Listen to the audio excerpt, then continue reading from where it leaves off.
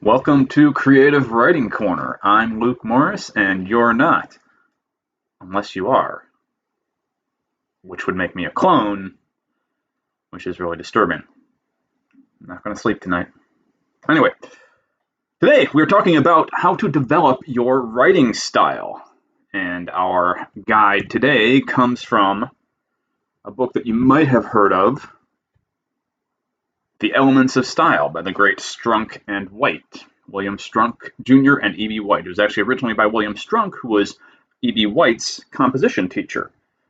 But White took it and revised it and published it, and then later on he added his own little essay into it. And so this is actually from White's essay portion of the book. I really like this because I think it breaks down a lot of the fundamentals of style.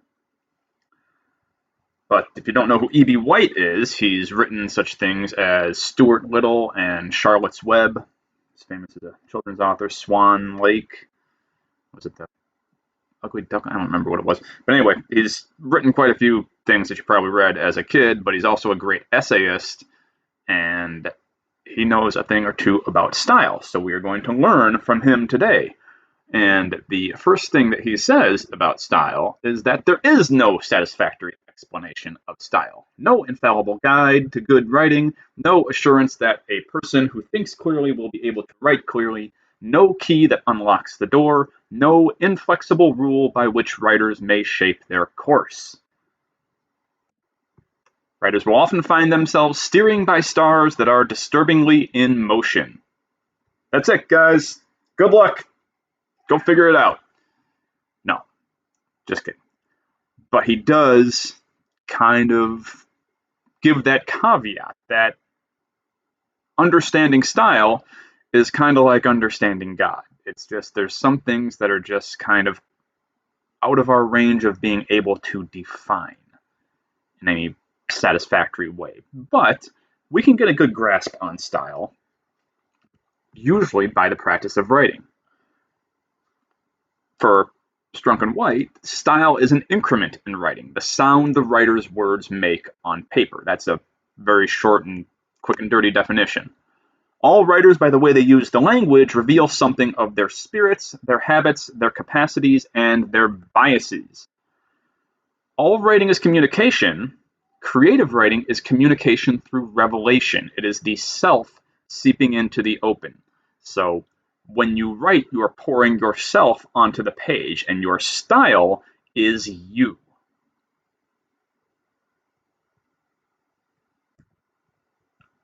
Young writers often suppose that style is a garnish for the meat of prose, a sauce by which a dull dish is made palatable.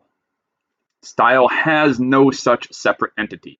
It is non-detachable, unfilterable. So in other words, style is an integral part of your writing. It's who you are. You can't separate your writing from the style of your writing. You can't separate content and style. There's no such hard and fast division. You can't say, well, the thing I'm saying is this, and the way I'm saying it is that. The way you're saying it is part of what you're saying. What you're saying incorporates into it the way you're saying it. So style is an integral part of it. It is not something that can be separated and pulled apart from the content of your writing. The beginner should approach style warily, realizing that it is an expression of self and should turn resolutely away from all devices that are popularly believed to indicate style, all mannerisms, tricks, adornments. Just so you guys know, he is using a little stylistic trick right there in this sentence. I believe this is White's way of incorporating irony into his own kind of self-referential irony into his own work. This is a rhetorical device, not putting and, all mannerisms, tricks, and adornments. By cutting that out, he's using a rhetorical device called asyndeton. Right? So this is actually a writing trick. He's using a mannerism while saying that beginners should try to cut mannerisms out. The approach to style is by way of plainness, simplicity, orderliness, sincerity. Now, Strunk and White get criticized sometimes in modern circles when they talk about style because he preaches so heavily this clarity of style. Style is there to serve as a way to make communication more clear, and style should not get in the way of what you're trying to communicate. It's kind of hard to argue with that from academic circles, but from creative circles, people tend to criticize him, saying that, well, that just limits style to just writing like Ernest Hemingway, and everyone's got to write like Ernest Hemingway. But Strunk himself didn't feel like that. Strunk himself, he pulls in quotes from Hemingway and from Faulkner and from Fitzgerald, who were very ornate writers, very different from Ernest Hemingway. He pulls in quotes from all different kinds of writers, like all across the spectrum of different writing styles. But he does want you to approach style in an honest way, an honest, plain, simple way for you. What is your simplicity? What is your orderliness? What is your sincerity? The sincerity is the most important part. Approach your style sincerely. So he gives some rules for writing style. They're not really rules, they're just guidelines. He doesn't even call them rules. He just says, these are some things to keep in mind, especially for beginning writers or writers who are working on their writing style. Number one, place yourself in the background. I'm just going to go through these really quick, by the way. There's 21 of them, so jot them down if they help you out, and I think they will. So I think they'll help anyone out. People, everyone from English professors to business managers have this book on their shelves. And believe me, when I worked in business, all of our business managers who had to write corporate memos and things like that had this book sitting on their desks.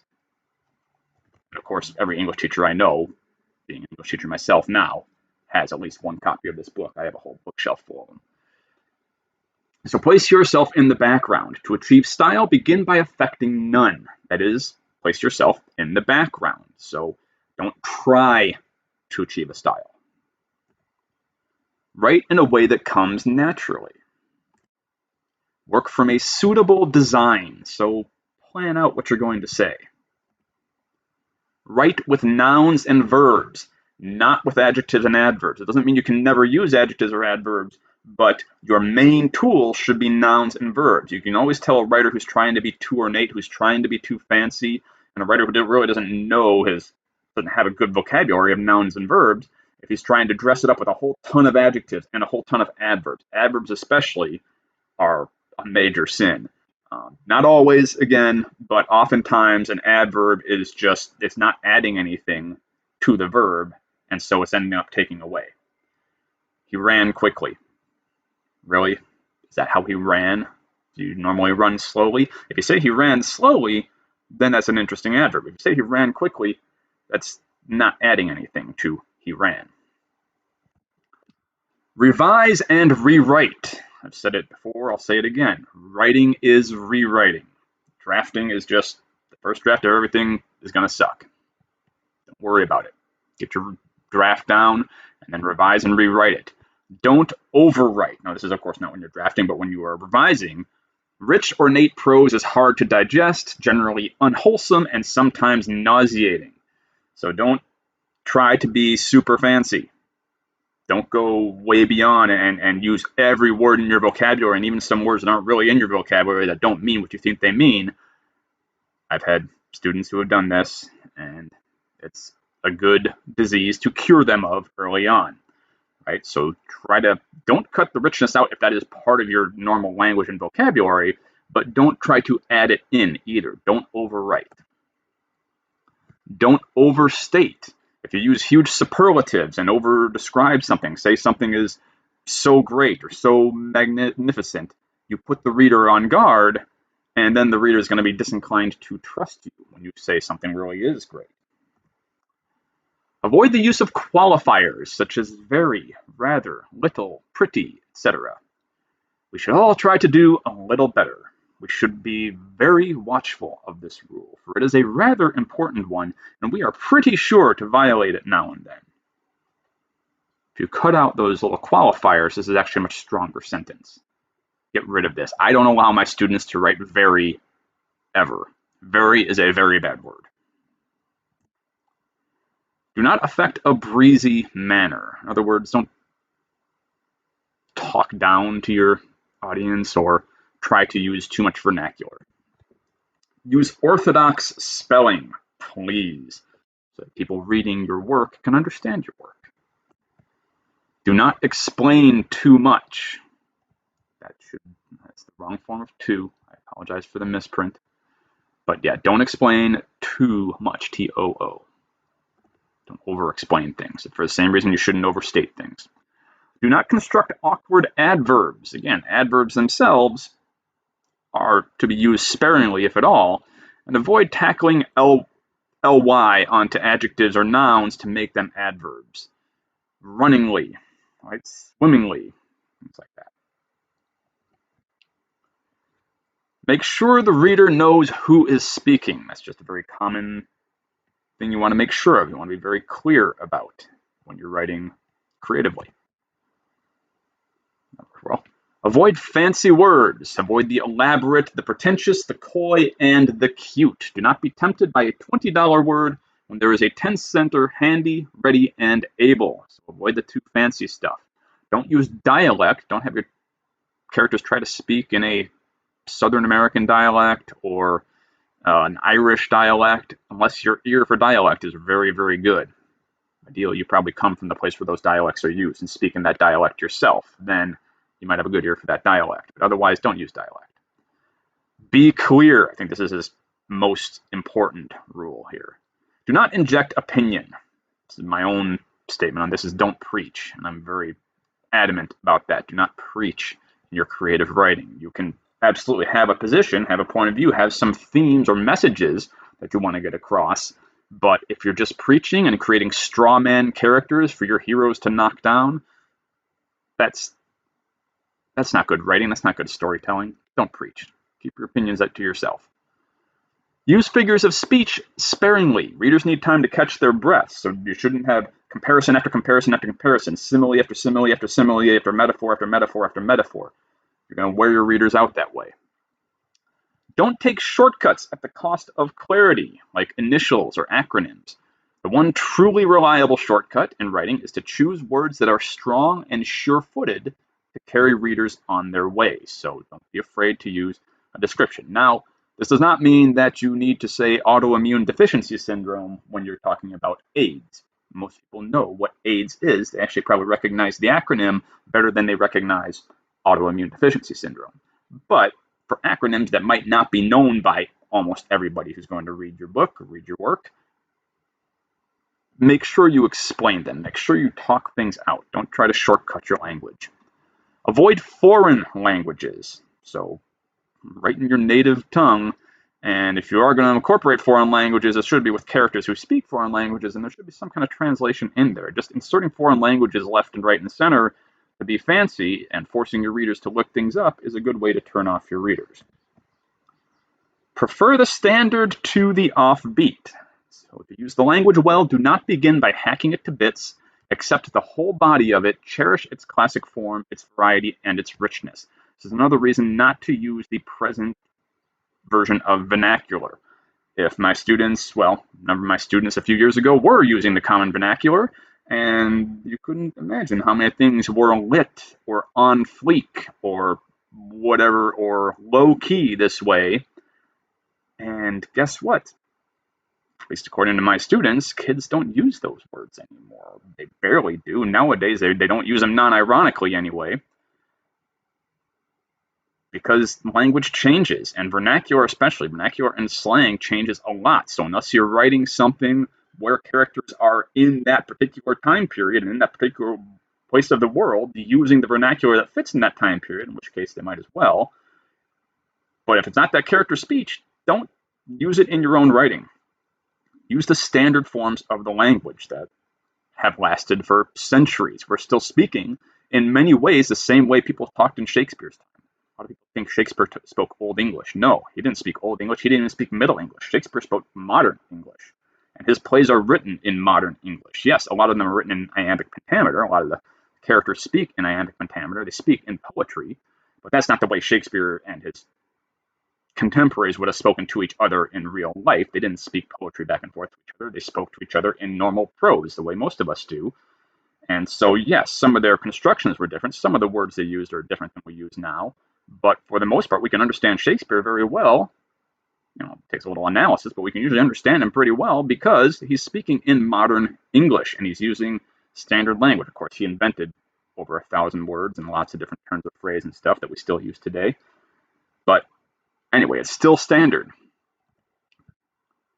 So again, from Strunk and White, style takes its final shape more from attitudes of mind than from principles of composition. So he's kind of coming back to the idea that style is something that you can't really teach, but you can sort of guide people. These 21 guidelines I gave you are good starting points, right? Good starting points to keep in mind. And every writer is going to violate some of them, if not all of them, at some point in his career. Style is the writer, and therefore what you are, rather than what you know, will at last determine your style. So what you are, who you are, that is going to bring your style out, not learning more, not reading more. Although the more you read, the more you're going to be able to develop your own style. The more you read and the more you write. So read a lot and write a lot, as Stephen King says. That's the best way to become a good writer. Read a lot and write a lot. You will develop your own style from doing that. If you write, you must believe in the truth and worth of the scrawl, and the ability of the reader to receive and decode the message. No one can write decently who is distrustful of the reader's intelligence or whose attitude is patronizing. So trust your reader to be able to pick up what you're saying, but still try to write in a way that your reader can understand.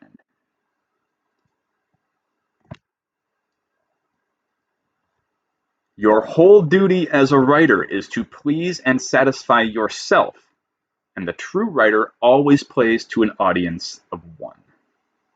So this is the long and the short of it, guys. You want to write the type of prose that you like to read. If you don't enjoy reading your own work, you need to work on your writing style, which means you need to read more, write more, and practice, practice, practice, and incorporate these rules initially when you go back, especially when you're rewriting and revising. Go back and look at everything that you've written and see which of these guidelines you're violating. And if you are violating some of them, if you're using very, or if you're using a $20 word when a 10-cent word will do, is it needed? Does it add anything to your prose? Or does it take away? Does it add confusion? Does it throw the reader off? Those are the things to think about when you're creating your own style. So, good luck with this, guys. Why don't you go ahead and try to apply this to one of your latest writing pieces and see if it helps you out. I hope it does. I would love to read some of your writing myself one day. Hope that gets a chance to happen. But until then, until next time, good luck. Please make sure to subscribe to the channel and like the video if this helped you. And also click on the link below. There's a link to a free character creation template, a character creation guide. And I really want you guys to have a good starting off point to telling your own stories. And creating characters is often one of the hardest parts of writing good stories. So I've taken a lot of years of writing practice and a lot of years of training, master's level training, obviously, to figure out how to write good characters, and teaching it for years. I think this guide is really going to help you out. It's free. Click on the link below. Enjoy, and I will see you guys next time. Peace.